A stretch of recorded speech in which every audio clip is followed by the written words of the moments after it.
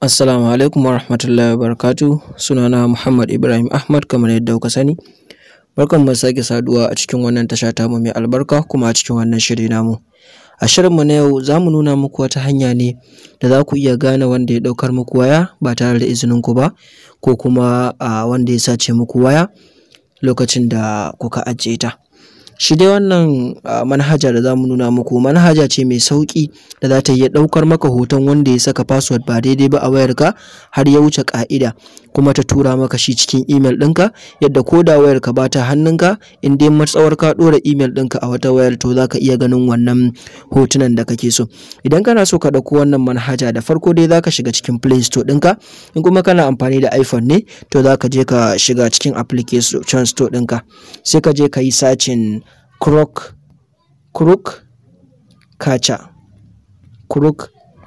Catcher gashi ina rubutawa, gashi nan shine wanda na rubuta ana. Bayan ka rubuta wannan sunan sai ka yi searching din shi. Idan kai searching din shi zai kawo maka wannan logo din, kun ga wannan shi tace manhajar da zamu dauko, gata nan na zagaye ta. Sai ka shiga ka yi installing din shi. Idan kai installing din shi matsawar kana da network mai kyau, faka-faka za ka ga ya sauka. Sai dai kuma in kana da matsalar network, misali kun gani network ina yayi slow, to shi yasa yake dan lokaci yake pending. Yawwa gashi nan yana daukuwa. To kun ga ya gama daukuwa, ya fara installing. To yana gama installing dama zaka ga ya kawo maka alamar open, gashi nan na zagaye shi. To sai ka danna open. Zai shigar da kai ciki. Wannan button din start setup din nan shine abin da zaka danna a ciki. Idan ka danna shi zai ce maka, zai gaya maka yaya kake so ya wanne lokacin kake so ya daukan maka hoton wanda ya taba maka wayarka. Shin idan ya saka sau ɗaya ne bai dauku ba, ko kuma idan yayi attempt da yawa, sai ka shiga sai ka saita. Shin sai ya saka sau 5 ko kuma sai ya saka sau 4?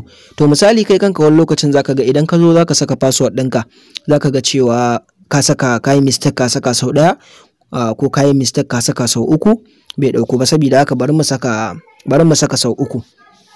Kun ga za mu zaɓi wannan kenan. To sai mu shiga sai mu saka shi, ya wuce. To za su nemi ka ba da access na camera ɗinka, domin ita ce za ta yi wannan aikin, kuma dole sai ka bayar a wayarka tukuna. Saboda haka wannan abun shi za mu motsa mu ba da izinin accessin wannan kyamara. Kun gani, sai mu danna allow. Zai shiga cikin location. A lokacin da ya nuna maka cewa ga wanda ya ɗauke maka waya, a lokacin in ka shiga cikin Gmail zai kawo maka har location ɗin da wayarka take, matukar location ɗin wayar a kunne yake.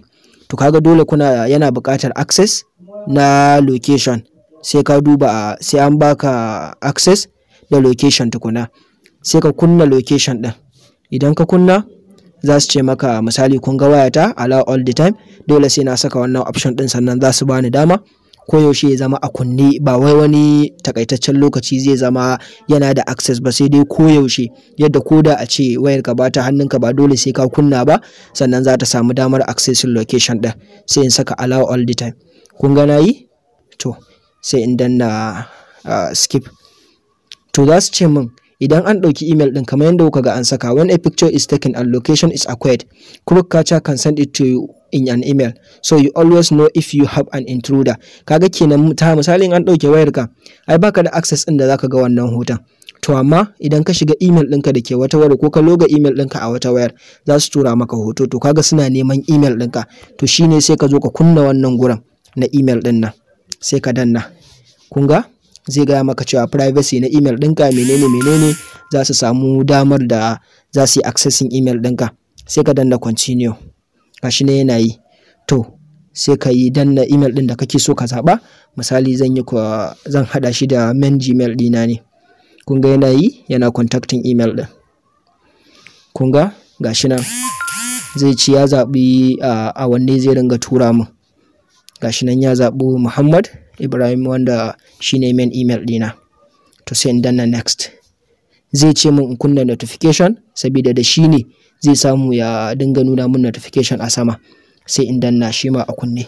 Gashi manage battery ko menene. domin ya bashi koyaushe ya zama na yana ba wani, kun san wani lokacin idan batiri ya ƙasa to akwai wasu applications, ya danganta da tsarin wayar mutum, akwai applications ɗin da za ka iya tsayarwa saboda maybe suna cin caji ko wani abu. To shi ma idan kana so ka kunna shi shi ne suka ce dole sai ka je ka cire shi daga kai cewa ba za su taɓa kulle shi ba in dai kana so ya maka aikin da kake so. To kaga za ka je misali za ka je ka kunna, for example kun ga gashi nan na kunna shi, gashi nan activate this device admin, kun ga ya activating, you are now set up. Zan ce za su ce mun zan gwada, to misali bari mu je mu gwada mi testing mu ga ya abin yake kawowa. Gashi ya kashe min wayata, ya samin ita aki, gashi ya kunna. To yanzu yadda zan yi sai in gwada saka password ɗin nan ba daidai ba, for example kun gani na saka sau 3, misali ma kun ga na saka sau 4. To sai in zo kuma misali sai in saka daidai, su ne da ya ɗauka misali kun gan su ga ɗaya nan, ɗayan kuma gashi nan, kun ga ban ma san zai ɗauka ba, ban shirya ba ga a yanda ya ɗauke ni. To a haka zai ɗauki hoton. To misali idan ka fita kuma ka ce za ka je ka duba hoton ta email ɗinka, tunda na ce muku suna tura abin nan ne zuwa email ɗin mutum, to sai ka gwada fita, sai ka je ka shiga, bari in gwada shiga Gmail ɗina. In na shiga Gmail ɗina misali gashi sun gaya min cewa they catch someone trying to unlock my phone, gashi nan sun gaya min. Kun ga kenan idan na fita sai in gwada shiga, kun ga abin da zai nuna min gashi nan yana loading, ga hotona da ya ɗauka for example kun gani, ga location ɗin nan kun ga location ɗin inda nake. Wannan abu yana da matukar ban mamaki. Idan kana so ka buɗe shi a cikin Google Maps to kana danna wannan abin, wannan ɗin yana kunna, zai nuna maka ma tazararka da shi wannan mutum da ya buɗe maka waya. Kun ga gaskiya ana ta samun ƙarin technology, abubuwa da suka shafi fasaha, sai haka wannan abu yana matukar burge mutane. Sai haka kun ga wannan wata hanya ce da za ka yi amfani da ita ka kama wanda yake so ya ɗaukan maka waya ko wanda ya ɗaukan maka waya. Wannan abin yana da matukar amfani a wayar mutum. Kun ga idan mutum yana so ya kare wayarsa daga dukkan wasu abubuwa zai yi amfani da wannan manhajar. Duka a nan za mu kawo ƙarshen wannan shiri. Idan wannan shine farkon zuwan ka channel ɗina, ina so ka danna min alamar subscribing, sannan ka danna min alamar ƙararrawa, yanda duk wani sabon shiri idan na sauke zai sauka a cikin wayarka. Na gode.